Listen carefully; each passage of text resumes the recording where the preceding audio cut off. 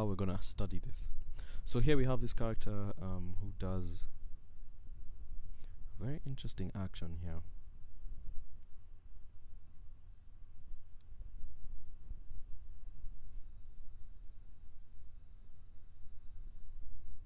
So this is all we're gonna look at in this shot. And okay, so back to this. So let's take a look at the shot. So we want to see, there's a very interesting action he's doing here of waving, obviously. So let's see how exactly this action happens. Now what we're gonna do is look for the keyframes. So let's start by creating the background. So to do this, it's a bit easier drawing inside Grease Pencil when you have the background drawn out as well. So I'm going to add another layer here, and I'll call this backgrounds. I'll just move it to the bottom, and we're going to use this layer just to draw the backgrounds. Don't need epic pen so much. I'll just put it there because I'm probably going to draw over. And then let's grab a pencil here and the background. Okay, so let's try and get this. Oops, I don't have quite the right space.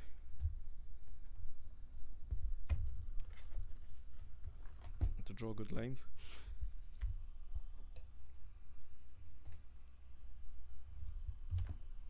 Okay, right, so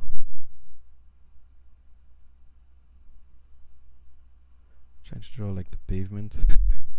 Not going too well, but should be good enough. Let's get the door. And we can draw these bushes here as well. Just a rough idea, they don't necessarily have to be the same thing. And the window.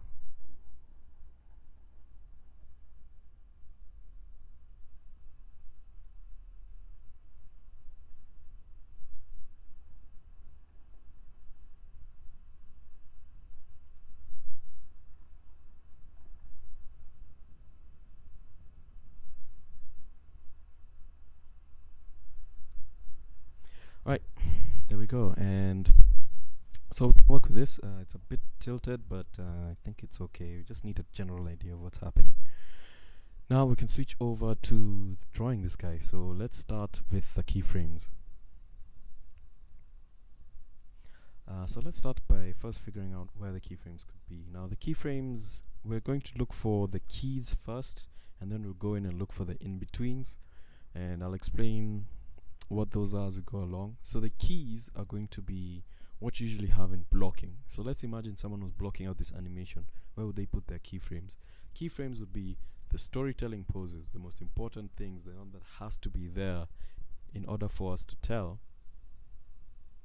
We need to know the key poses, what has to be there, so that we can tell exactly what action this guy is doing. For example, he's about to pick up a paper, and he's going to bend over, but as he's going to pick it up, he's going to raise his hand and wave. So the wave itself has to be there. That's a keyframe on it. That's a keyframe. Exactly, that's where the name comes from. It's a keyframe. And then working backwards from there, he started out in a certain position before he got into the wave. That position is a keyframe. But while going in between that pose and the final pose of having the hand up, what path did that hand take? Now that's going to be a breakdown. It can either be a breakdown or a keyframe. We know for sure that the hand was here in the first pose, it was down, and we know in the next pose it's going to be up for the wave. So so we already know that the hand is going to move up, but we can add a breakdown in between, which is going to say maybe his shoulder raises up first and then the rest of the arm goes up, or even you see the shoulder is up and the arm is like halfway through. So where is the halfway through? Did it go up like this, or like this, or or maybe it went past his hair and then came back up? like he was gonna touch his head, but he changed his mind.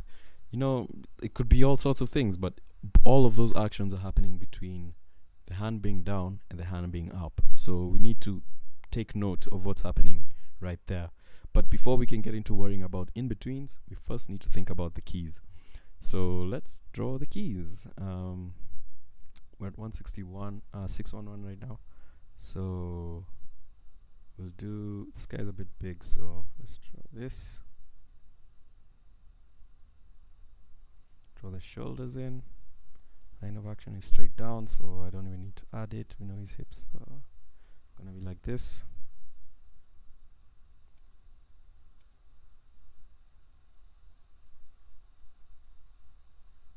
And you want to try getting as much detail now as you can, because the general sizes of things that we're going to work with are what we're going to be stuck with throughout the video.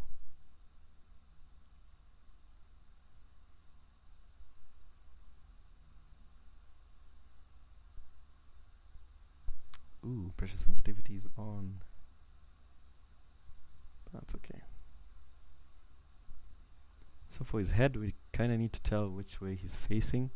So we can do that by either drawing the eyes in, or we could do this old style of putting in a line, sort of joining the two eyes of the line, and then we can just draw his nose like this.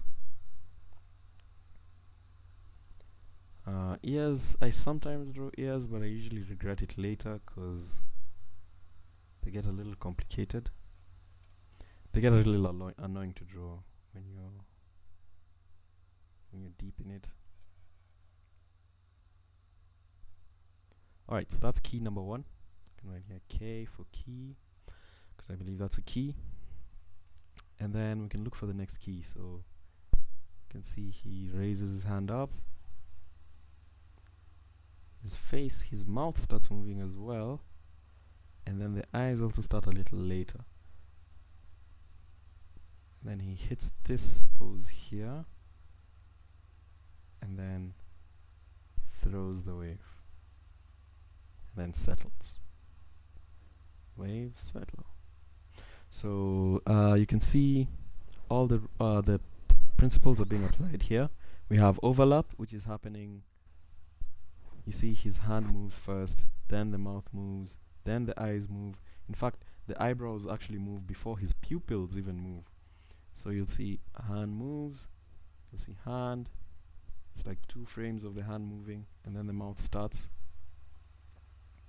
moving down. And then the eyes start at 616. There we go, the pupils have now moved up in about 3 frames. The head is also starting to move, and it sort of moves first up a bit and then jumps to the right. It starts doing that sort of head wave that he has going on. So he goes into that, the mouth now catches up. Kind of looks like a squash, doesn't it? The way his mouth is like stretched here, and then it squashes and stretches like a release of energy. So it kind of looks like a release, sort of like a squash, and then you can see there he squashes his face. His whole face just squashes down, and then man, that gets me every goddamn time. I end up drawing instead of pulling something, and then bam, you can see there.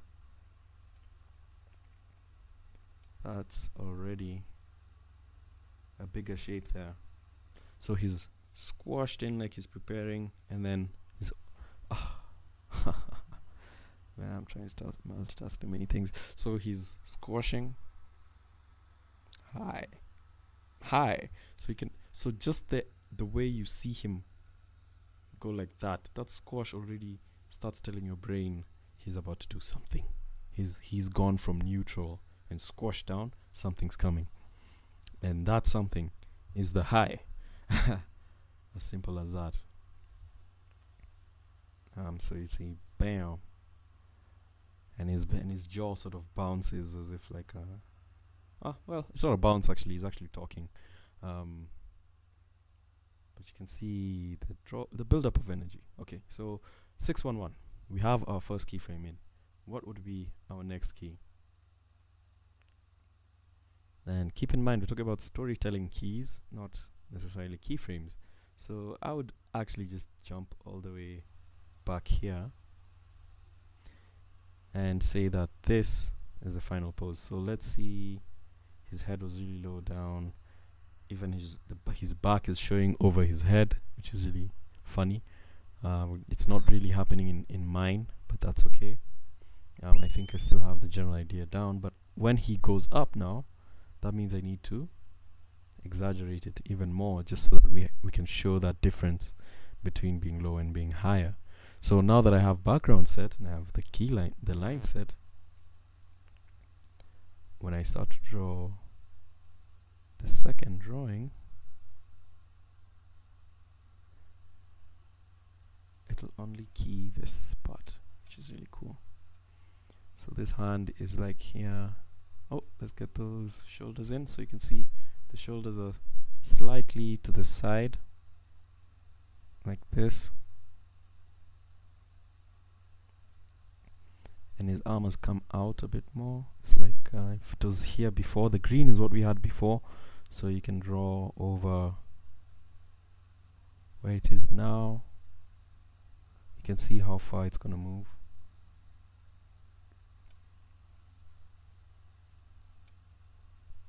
The arm goes from down there to somewhere here.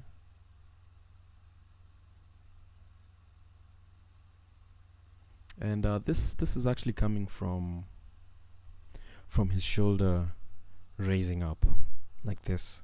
It's not really that his body has tilted, it's just that this shoulder has been tilted up like this. If you actually do it, you can kind of feel that when you raise this up, you kind of feel compelled to just go this way, and that's because of Contrapposto. It's actually Contrapposto. It's actually, you raise your shoulder a bit so your hips feel weird, so they're gonna push it over, so that now you get this angle happening. It's by force, by the way. You have no choice. It just has to happen. So yeah, the physics is really strange. There we go. There's the arm. Our legs stay in the same place. Let's just be sure of that. Yeah, he actually doesn't move his feet at all. But you do notice the gown goes up. You can now see like more of his leg down here. So his clothes actually move up with him. Now you can see his eyes are kind of like more up here. His nose is here. It's suddenly a pointed nose now.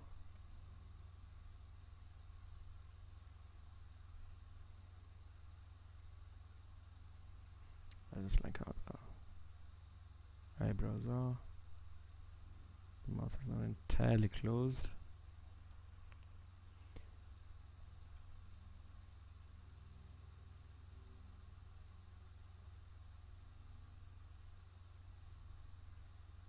Kind of show that vibe there. So I guess I should also include the gown itself, because this will help with visualizing the way the clothes are moving upwards. Just right that way. Oops, I'm going back to bad habits of drawing bad lines. There we go. Okay, so let's add the details here. So tell me, guys, can you kind of tell the change in emotion that's happening here? Can you see it? The lines are now purple because it's a frame after. If it's a frame before, the lines will be green. So can you kind of see that sort of change in emotion that's happening between this? I like that blender kind of hides the onion skinning when you drag. So here is all down and then bam. So you can see that change in posture. Even you can see what I meant about the lines of the clothes helping show that. It has gone from a very, yes, I'm about to say it, from a very squashed pose where the shoulders are down, everything's like this, and it's gone up to this. So you can see that transition from that is very, very important in helping communicate to you as the audience person that he's gone from just having a boring morning to, hey, that's what's her face, hello, good morning. So okay, so now we've gotten the storytelling poses in, right? The guy comes out to pick up the paper. He's looking all down and sad. We're looking here, by the way. He's all down and sad, and then bam, he's looking happy and he's like, hey, what's cracking? So that's also a key. So we go back and let's now start looking for breakdowns. And sorry, not really breakdowns, but the breakdown keys, the secondary keys.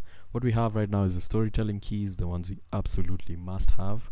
And now we want to move into the secondary keys, which is additional information that we're adding into the video so that the person watching, additional keyframes that we're adding that are basically just adding detail. So if we just went and animated this and left it without interpolation, we just get, it's me again, we just get this, he'd just be like this, and sort of everything would be happening at the same time. So even his face, his eyes, everything would just be at the same time. It'd start like this, and then everything would be happening at the same time, which is not good. We need to have something happening in between. And for these guys, as they're doing the overlap of getting the face to sort of go up in stages where you have the mouth move and then the eyes move, kind of looks like the mouth is pushing, the action is moving upwards. Check it out. It's kind of like the action is moving upwards. So the action starts here, right? So the action is starting with the arm. So you are looking here, number one.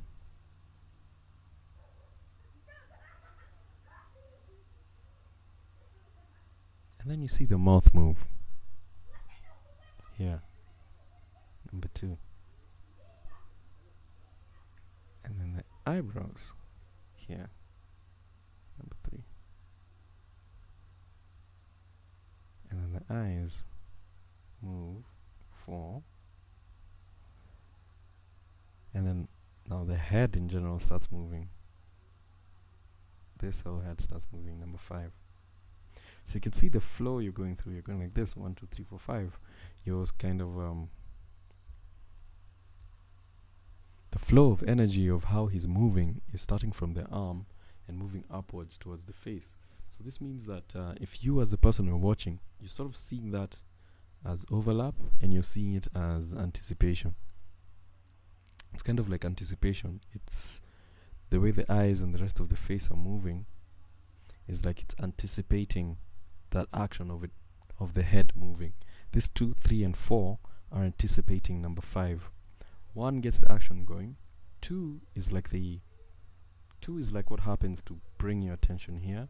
3 and 4 are now bringing you up to the flow of the head moving, and then 5 is the whole head itself moving. I know this sounds really crazy and over-analyzy, but that's legit what's actually happening. Because you'll see, the hand starts to move, you sort of just want to look straight at him. Yeah, you just want to look straight at him. So that's something pretty interesting that animators like to do. And sort of him going, morning. You can see him breathing in, like, morning. Anticipation, still part of the energy build-up. The same thing I was saying with the kid crying. Someone take a deep breath. They're about to talk and they're about to shout. Alright, so pose 1, pose 2. Let's look for in between. So there's this pose here, which is more like an extreme, because he sort of hits this pose and then goes to the wave. So I think this right here is important. So let's try draw it. Let's lower this.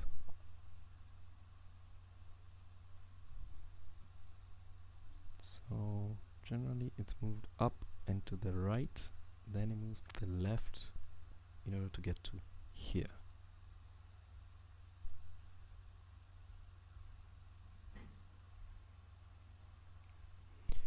In order to get to this pose here, so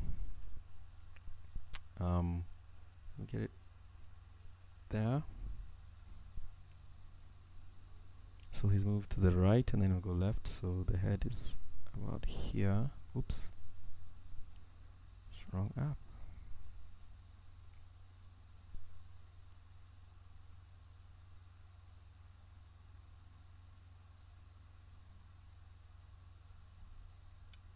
This is a breakdown. No, breakdowns don't get a circle. Only keys get a circle. There we go. So he's squashed as well, so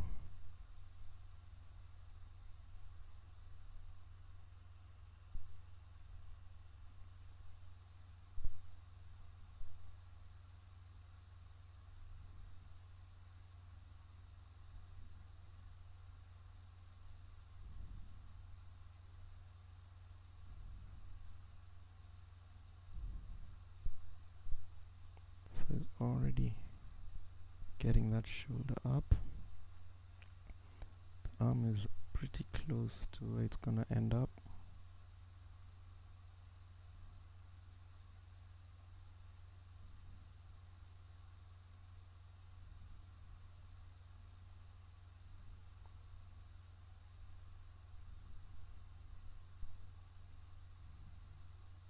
So what did this arm do?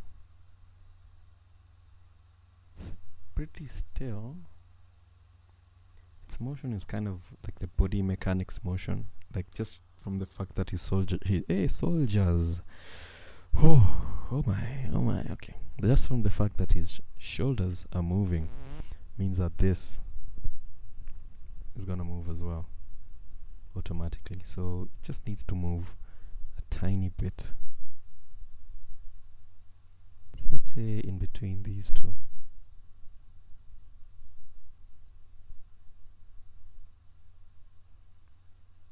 And the clothes are somewhere in the middle of coming up.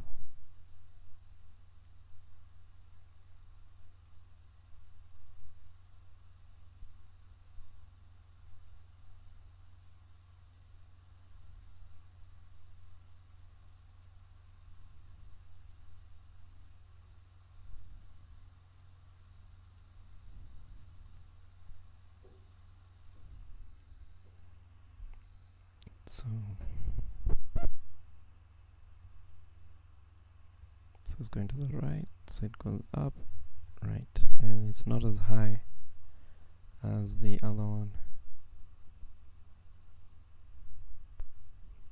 So that's breakdown number one. So the pause just before the arm swings. So you'll see he bounces down before he gets to the wave, and you'll see that the arm, his head moves down, then the arm moves. There's something very interesting here going on.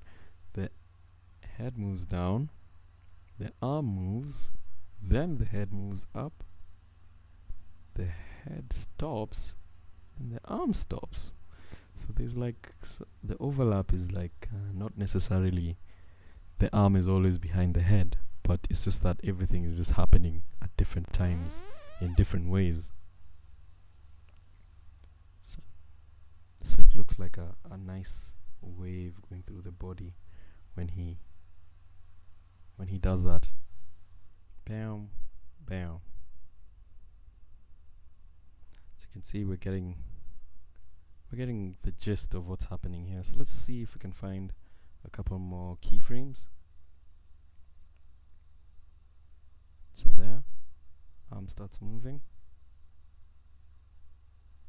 So just before the mouth starts, that can be considered a breakdown. It's one of the in-betweens actually, but hang on.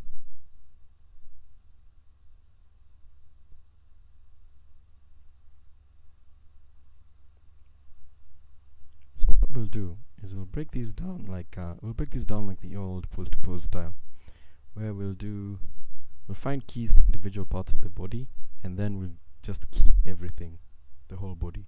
So the arm is down here. This is where the key for the body, for the face starts. So you'd say, starts opening his mouth here.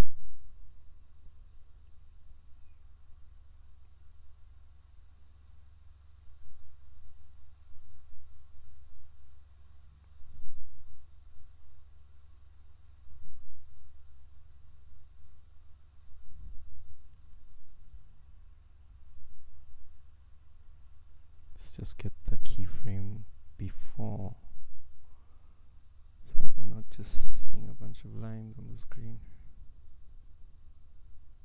This is pretty much in the same spot.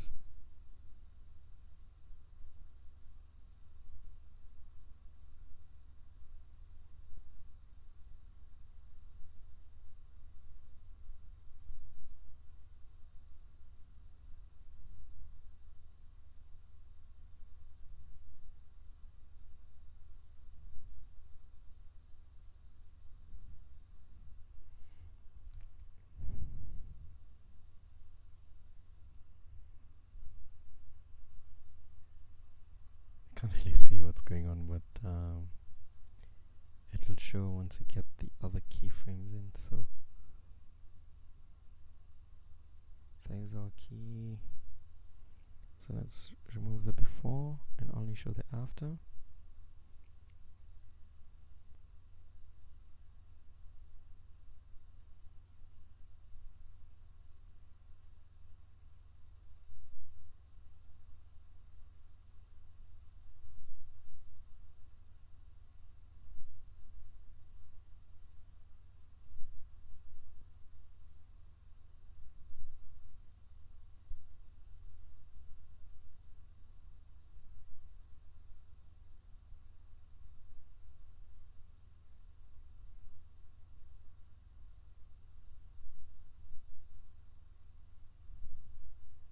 This is basically what you're gonna do. You can sort of see his head has started getting that move that we want.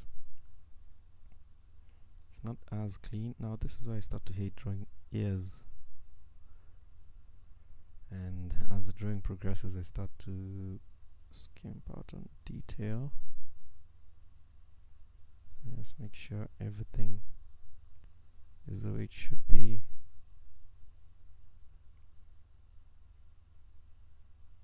So we need this flick, this right there where it hits at this widest point. So it's going to be a lot farther than this, and the head has already started moving forward.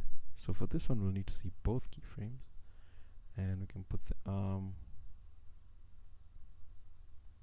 out here. So it's come from green, it's going to purple. It's going to be slightly further out than the purple one. And here it's going to be, it's coming back, right? Nope. It's still in motion, so put in the head here.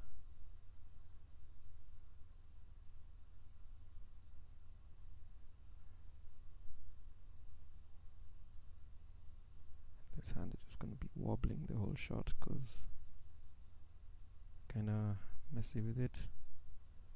Seems to be only concentrating on the head.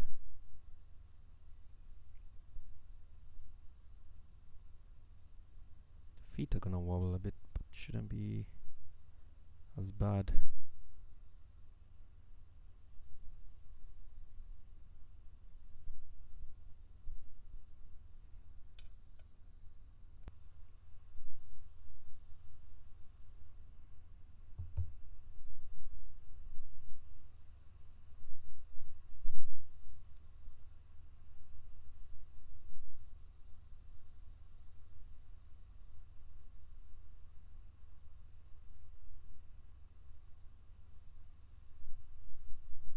So let's watch.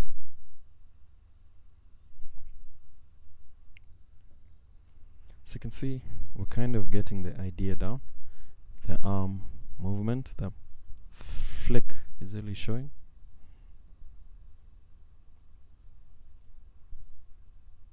You can see that flick is coming out nicely.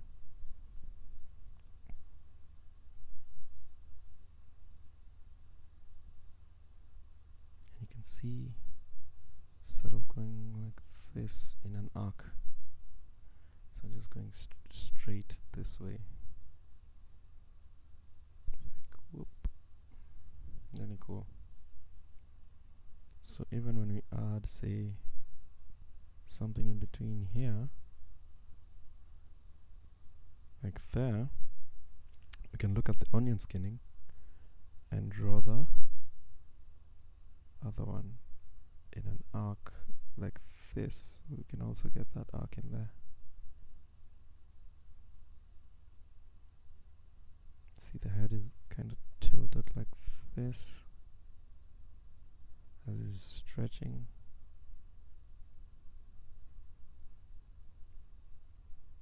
Looks like this guy.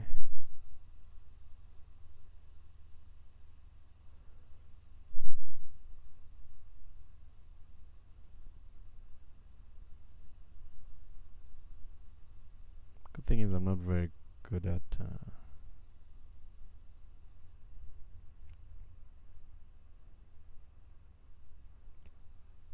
so you can see the more breakdowns we add,